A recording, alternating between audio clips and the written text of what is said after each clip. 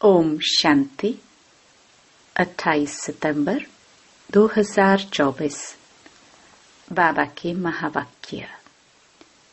मीठे बच्चे, जब तुम नंबरवार सतो प्रधान बनेंगे तब यह नेचुरल कैलामिटीज व विनाश का फोर्स बढ़ेगा और यह पुरानी दुनिया समाप्त होगी। प्रश्न: कौन सा पुरुषार्थ करने वालों को बाप का पूरा वर्षा प्राप्त होता है? उत्तर: पूरा वर्षा लेना है तो पहले बाप को अपना वारिस बनाओ, अर्थात जो कुछ हमारे पास है वह सब बाप पर बलिहार करो। बाप को अपना बच्चा बना लो तो पूरे वर्षे के अधिकारी बन जाएंगे। दूसरा, संपूर्ण पवित्र बनो तब पूरा वर्षा मिलेगा। संपूर्ण पवित्र नहीं तो मोचरा खाकर थोड़ी सी मानी रोटी मिल जाएगी। ओम शांति। बच्चों को सिर्फ एक की याद में नहीं बैठना है, 3 की याद में बैठना है।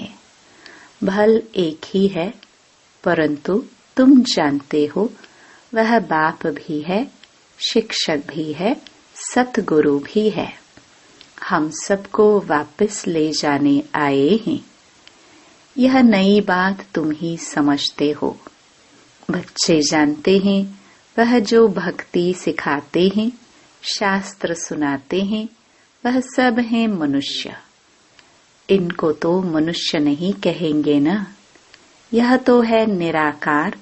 निराकार आत्माओं को बैठ पढ़ाते हैं।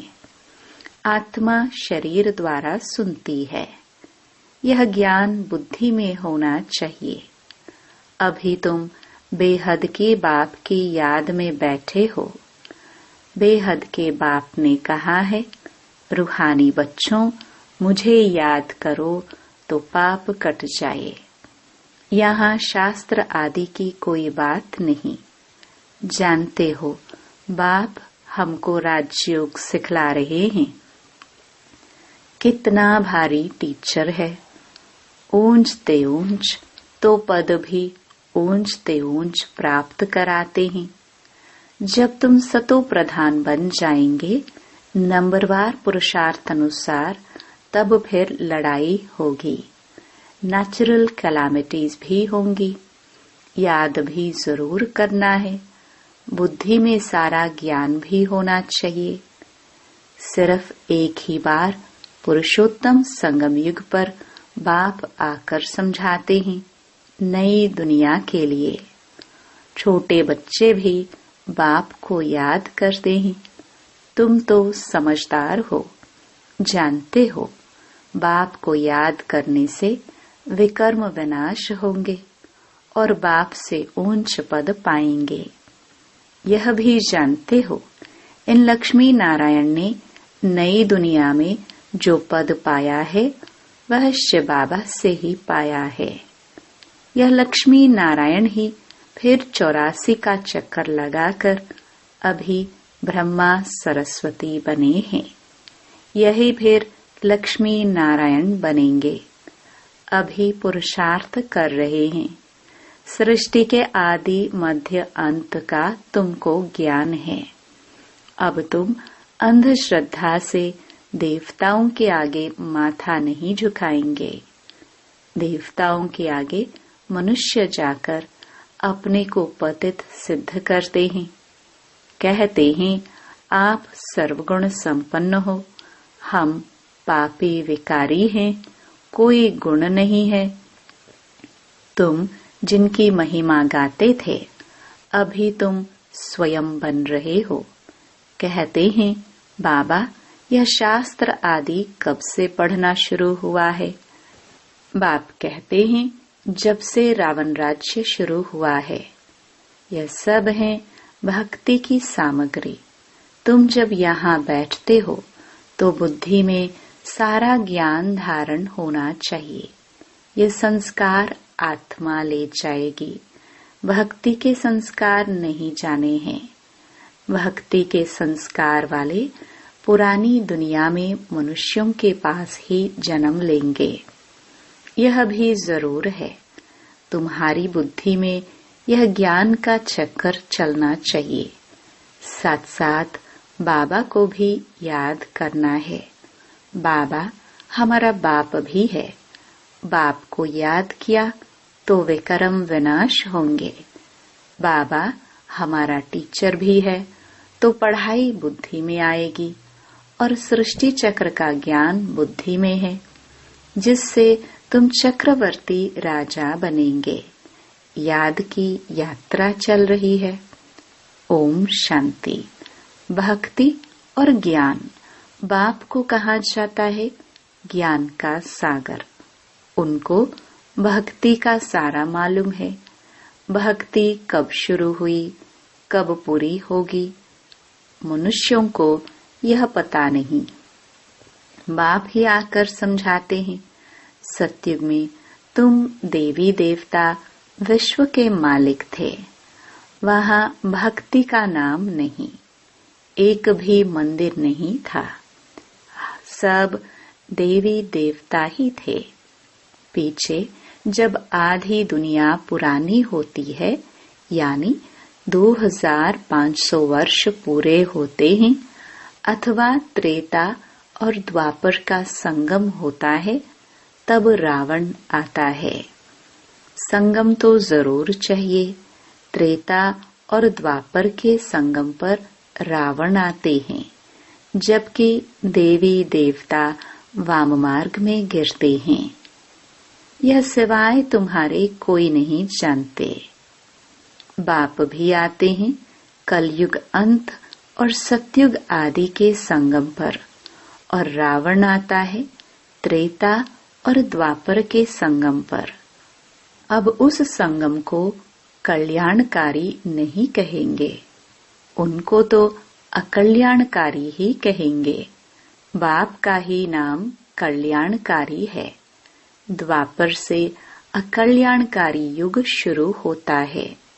बाप तो है चैतन्य बीज रूप, उनको सारे झाड़ की नॉलेज है। वह बीज भी अगर चैतन्य हो तो समझावे, मेरे से यह झाड़ ऐसे निकलता है, परंतु जड़ होने कारण बता नहीं सकता। हम समझ सकते हैं कि बीज डालने से पहले झाड़ छोटा सा निकलता है, फिर बड़ा हो फल देना शुरू करता है, परंतु चैतन्य ही सब कुछ बता सकते हैं। दुनिया में तो आजकल मनुष्य क्या क्या करते रहते हैं, इन्वेंशन निकालते रहते हैं, चंद्रमा में जाने की कोशिश करते हैं। ये सब बातें अभी तुम सुन रहे हो। चंद्रमा तरफ कितना ऊंचा लाखों माइल्स तक चले जाते हैं, जांच करने के लिए कि देखे चंद्रमा क्या चीज है।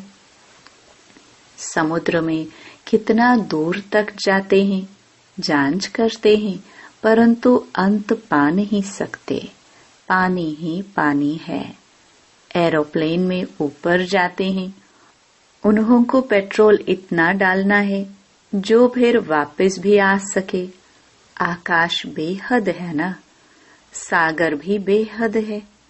जैसे यह बेहद का ज्ञान सागर है, वह है पानी का बेहद का सागर।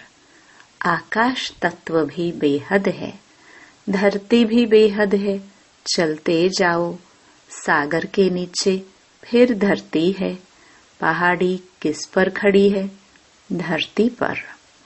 फिर धरती को खोदते हैं तो पहाड़ निकल आता, उसके नीचे फिर पानी भी निकल आता है।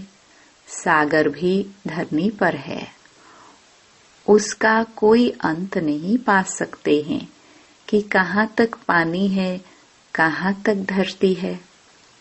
परमपिता परमात्मा जो बेहद का बाप है, उनके लिए बेअंत नहीं कहेंगे। मनुष्य भल कहते हैं ईश्वर बेअंत है, माया भी बेअंत है, परंतु तुम समझते हो ईश्वर तो बेअंत हो ही नहीं सकता। बाकी यह आकाश बेअंत है। यह 5 तत्व हैं, आकाश, वायु, यह 5 तत्व तमो प्रधान बन जाते हैं। आत्मा भी तमो प्रधान बनती है। फिर बाप आकर सतो प्रधान बनाते हैं। कितनी छोटी आत्मा है, 84 जन्म भोगती है। यह चक्र फिरता ही रहता है। यह अनादि नाटक है, इनका अंत नहीं होता। यह परंपरा से चला आता है। कब से शुरू हुआ यह कहे तो फिर अंत भी हो। बाकी यह बात समझानी है, कब से नई दुनिया शुरू होती है, फिर पुरानी होती है। यह 5000 वर्ष का चक्र है जो फिरता ही रहता है। अभी तुम जानते हो, बाकी उन्होंने तो धुक्का गपोड़ा लगा दिया है। शास्त्रों में लिखा है कि सत्युग की आयु इतने लाखों वर्ष है, तो मनुष्य सुनते सुनते उनको ही सच समझ लेते हैं। यह पता नहीं पड़ता भगवान कब आकर अपना परिचय देंगे। न जानने के कारण कह देते हैं कलयुग की आयु 40,000 वर्ष अभी पड़ी है। जब तक तुम न समझाओ, अभी तुम निमित्त हो समझाने के लिए कि कल्प 5000 वर्ष का है, न कि लाखों वर्ष का है। भक्ति मार्ग की कितनी सामग्री है। मनुष्यों को पैसा होता है तो फिर खर्चा करते हैं। बाप कहते हैं मैं तुमको कितने पैसे देकर जाता हूँ। बेहद का बाप तो जरूर बेहद का वर्षा देंगे। इससे सुख भी मिलता है, आयु भी बड़ी होती है। बाप बच्चों को कहते हैं मेरे लाडले बच्चों, आयुष्मान भव। वहाँ तुम्हारी आयु 150 वर्ष रहती है, कभी काल नहीं खा सकता है।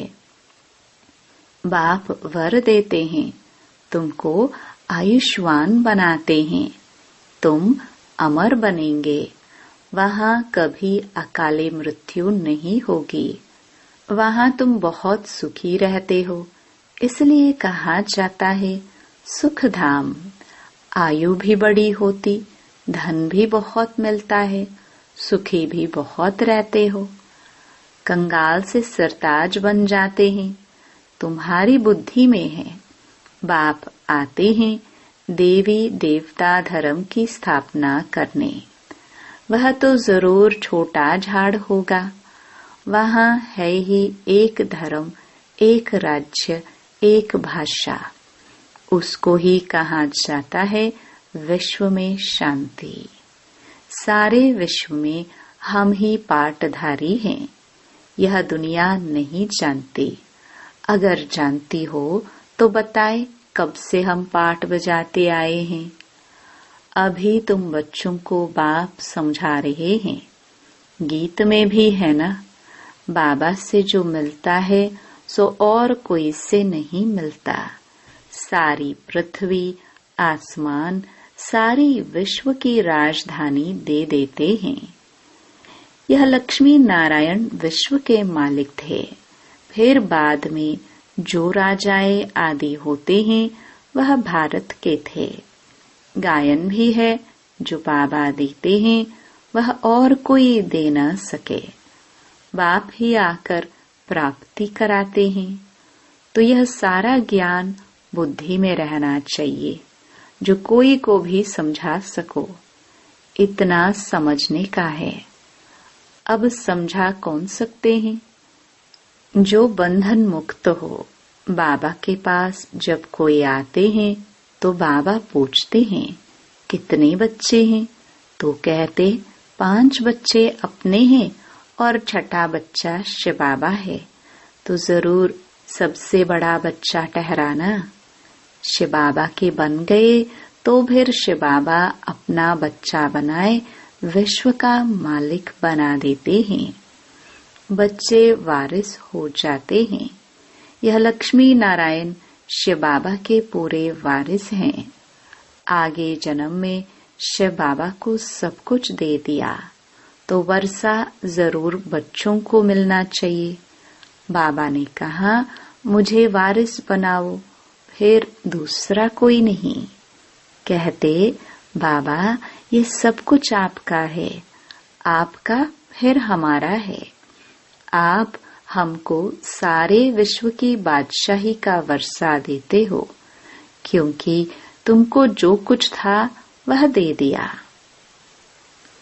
ड्रामा में नोंद है ना, अर्जुन को विनाश भी दिखाया तो चतुर्भुज भी दिखाया। अर्जुन कोई और तो नहीं है, इनको साक्षात्कार हुआ, देखा राजाई मिलती है तो क्यों न शिव बाबा को वारिस बनाऊं। वह फिर हमको वारिस बनाते हैं। यह सौदा तो बहुत अच्छा है। कभी कोई से कुछ पूछा नहीं, गुप्त सब कुछ दिया। इसको कहा जाता है गुप्त दान। किसको क्या पता इन्हों को क्या हो गया, किन्होंने समझा इनको वैराग्य आया, शायद सन्यासी बन गया। तो यह बच्चियां भी कहती हैं 5 बच्चे तो अपने हैं, बाकी 1 बच्चा हम इनको बनाएंगे। इसने भी सब कुछ बाबा के आगे रख दिया, जिससे बहुतों की सर्विस हो। बाबा को देख सबको ख्याल आया, सब घर बार छोड़ भाग आए। वहां से ही हंगामा शुरू हुआ। घर बार छोड़ने की उन्होंने हिम्मत दिखाई। शास्त्रों में भी लिखा है भट्टी बनी थी, क्योंकि उन्हों को एकांत जरूर चाहिए, सिवाय बाप के और कोई याद न रहे, मित्र संबंधियों आदि के भी याद न रहे। क्योंकि आत्मा जो पतित बनी है उनको पावन जरूर बनाना है। बाप कहते हैं गृहस्थ व्यवहार में रहते पवित्र बनो, इस पर ही मुसीबत आती है। कहते थे यह स्त्री पुरुष के बीच में झगड़ा डालने वाला ज्ञान है, क्योंकि एक पवित्र बने दूसरा न बने तो मारा मारी चल पड़े। इन सब ने मारे खाए हैं, क्योंकि अचानक नई बात हुई ना। सब आश्चर्य खाने लगे, यह क्या हुआ जो इतने सब भागते हैं। मनुष्यों में समझ तो नहीं है, इतना कहते थे कोई ताकत है। ऐसा तो कभी हुआ नहीं जो अपना घर बार छोड़ भागे। ड्रामा में ये सब चरित्र शिव बाबा के हैं। कोई हाथ खाली भागे ये भी खेल है। घर बार आदि सब छोड़ भागे, कुछ भी याद नहीं रहा। बाकी सिर्फ यह शरीर है जिससे काम करना है। आत्मा को भी याद की यात्रा से पवित्र बनाना है, तभी पवित्र आत्माएं वापस जा सकती हैं। स्वर्ग में अपवित्र आत्मा तो जा ना सके, कायदा नहीं। मुक्ति धाम में पवित्र ही चाहिए। पवित्र बनने में ही कितने विघ्न पड़ते हैं। आगे कोई सत्संग आदि में जाने के लिए रुकावट थोड़ी होती थी, कहाँ भी चले जाते थे। यहाँ पवित्रता के कारण विघ्न पड़ते हैं। यह तो समझते हैं पवित्र बनने बगैर वापस घर जाना सके। धर्मराज द्वारा मोचरे सजाए खाने पड़ेंगे, फिर थोड़ी मानी मिलेगी। मोचरा नहीं खाएंगे तो पद भी अच्छा मिलेगा। यह समझ की बात है। बाप कहते हैं मीठे बच्चों, तुमको हमारे पास आना है। यह पुराना शरीर छोड़ पवित्र आत्मा बन आना है। फिर जब 5 तत्व सतो प्रधान नए हो जाएंगे, तब तुमको शरीर नए सतो प्रधान मिलेंगे। सारे उथल पाथल हो नए बन जाएंगे। जैसे बाबा इनमें आकर बैठते हैं, वैसे आत्मा बिगर कोई तकलीफ गर्भ महल में जाकर बैठेगी। फिर जब समय होता है तो बाहर आ जाती है, तो जैसे बिजली चमक जाती है, क्योंकि आत्मा पवित्र है। यह सब ड्रामा में नोंद है। अच्छा, मीठे मीठे सिखिलदे बच्चों प्रति माता पिता बाप दादा का याद प्यार और गुड मॉर्निंग। रूहानी बाप की रूहानी बच्चों को नमस्ते। धारणा के लिए मुख्य सार। पहला, आत्मा को पावन बनाने के लिए एकांत की भट्टी में रहना है। एक बाप के सिवाय दूसरा कोई भी मित्र संबंधी याद न आए। दूसरा, बुद्धि में सारा ज्ञान रख बंधन मुक्त बन दूसरों की सर्विस करनी है। बाप से सच्चा सौदा करना है। जैसे बाप ने सब कुछ गुप्त किया, ऐसे गुप्त दान करना है। वरदान, माया के विकराल रूप के खेल को साक्षी होकर देखने वाले माया जीत भव। माया को वेलकम करने वाले उसके विकराल रूप को देखकर घबराते नहीं। साक्षी होकर खेल देखने से मजा आता है, क्योंकि माया का बाहर से शेर का रूप है, लेकिन उसमें ताकत बिल्ली जितनी भी नहीं है। सिर्फ आप घबरा कर उसे बड़ा बना देते हो। क्या करूं, कैसे होगा? लेकिन यही पाठ याद रखो, जो हो रहा है वो अच्छा, और जो होने वाला है वो और अच्छा। साक्षी होकर खेल देखो तो माया जीत बन जाएंगे। स्लोगन, जो सहनशील हैं वह किसी के भाव स्वभाव में जलते नहीं। व्यर्थ बातों को एक कान से सुन दूसरे से निकाल देते हैं। ओम शांति।